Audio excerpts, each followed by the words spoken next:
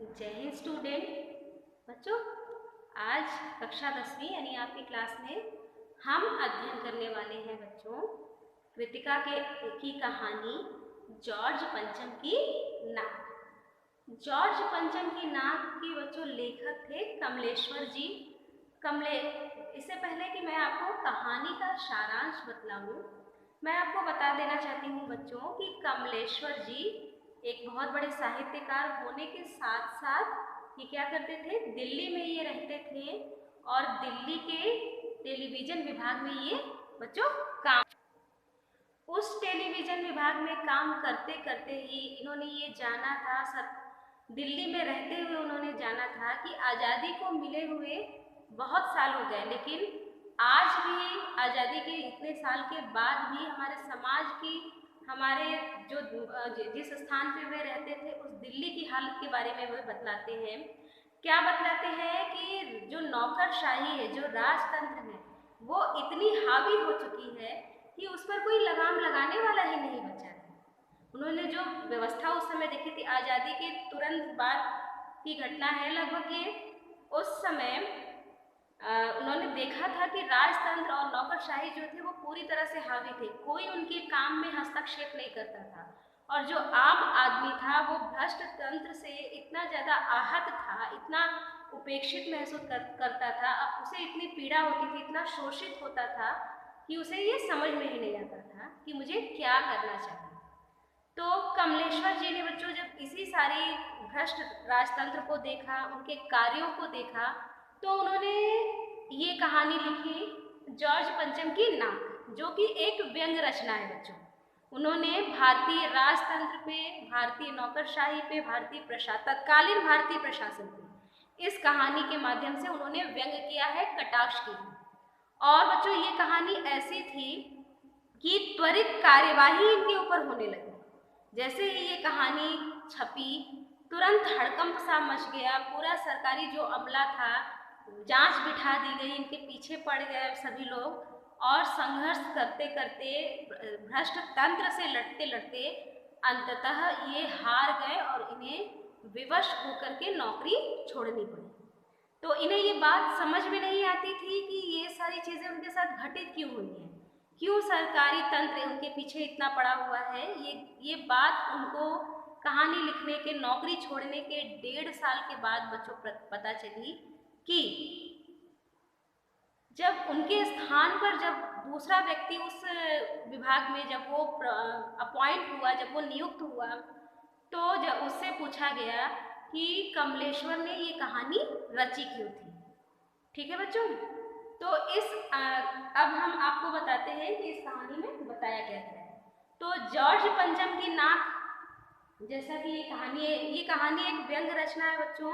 भारतीय तंत्र पे, भारतीय नौकरशाही पे ये एक गहरा कटाक्ष करती है, व्यंग करती है और कार्य करने की प्रणाली पर सवालिया निशान लगाती है, भ्रष्ट तंत्र पे सवालिया निशान लगाती है, जिसपे कि किसी का अंकुश नहीं था। ठीक है, स्वतंत्रता के बाद की ये कहानी है, स्वतंत्रता के बाद ही लिखी गई थी। और ये कहानी जो लिखी गई है ये जॉर्ज पंचम जी के बारे में लिखी गई है, जो कि एक पहले ब्रिटिश शासक थे बच्चों। जॉर्ज पंचम जी का जन्म हुआ था बच्चों सन 1865 में और मृत्यु हुई थी सन 1936 में। तो उस समय बच्चों जब भारत ब्रिटिश शासन का गुलाम था, सभी लोग इससे वाकिफ होंगे। तो जब जॉर्ज पंचम, जब भारत गुलाम था, तभी दिल्ली में इनकी एक विशाल प्रतिमा लगी हुई थी जॉर्ज पंचम जी की। और जब आज़ादी के कुछ वर्षों के पश्चात उनकी पत्नी एलिजाबेथ ब्रिटी, जिनके की दिल्ली आगमन पर ही ये पूरा पाठ रचा गया है, ये जो वो एक बार आई थी और उस दौर में कमलेश्वर जी ने दिल्ली में किस तरह से व्यवस्था की गई, नौकरशाही कितना अलर्ट हो गया, इन सब चीज़ों के बारे में इस पाठ में बच्चों बताया गया है कि जब वो आई तो कैसे राजतंत्र काम करता है, यहाँ का प्रशासन कैसे काम करता था। और आज़ादी के इतने दिनों के बाद भी जैसे ही कोई ब्रिटिश यानी कोई विदेशी व्यक्ति भारतीय दौरे पर आता था तो इनके हाथ पैर जो हैं वो फूल जाते थे। क्यों फूल जाते थे? कि इन्हें लगता था कि एक विदेशी अगर इनके कामों की प्रशंसा कर दे, इनकी पीठ ठोक दे, इनकी वाहवाही कर दे, तो इन्हें लगेगा कि इन्होंने बहुत अच्छा काम किया है। यानी गुलामी को झेले वर्षों बीत चुके थे, हम आज़ाद भी हो गए थे, लेकिन जो गुलामी मानसिकता थी वो आज भी सरकारी तंत्र पे इतना हावी था कि जब रानी एलिजाबेथ द्वितीय ने भारत आगमन की बात सोची तो किस तरह की यहाँ तैयारियां की गई, उसके संदर्भ में ही इस पाठ में बच्चों कटाक्ष किया गया है। पहले मैं इस पाठ से संबंधित कुछ कठिन प्रश्नों के उत्तर, कठिन शब्दों के अर्थ आपको बताती हूँ, उसके पश्चात हम इस कहानी की चर्चा करेंगे।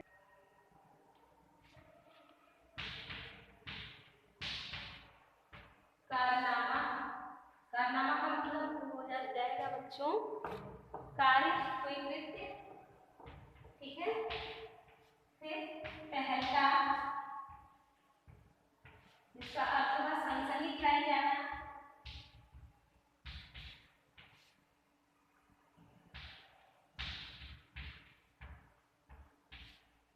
खानसामा,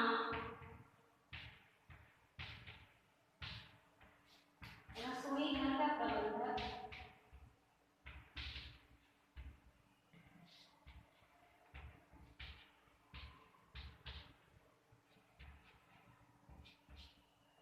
नाज़नीन,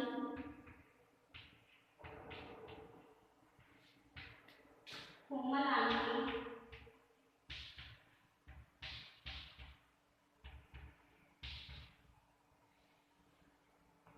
ठीक है बच्चों। ये कुछ इस पाठ से संबंधित कठिन प्रश्न है। इस कहानी की चर्चा मैं आपको अगले वीडियो में बताती हूँ, और ऑनलाइन शिक्षण के दौरान मैं आपको इस पाठ के अन्य पहलुओं के बारे में विस्तार से बताऊंगी बच्चों, ठीक है। जय हिंद स्टूडेंट।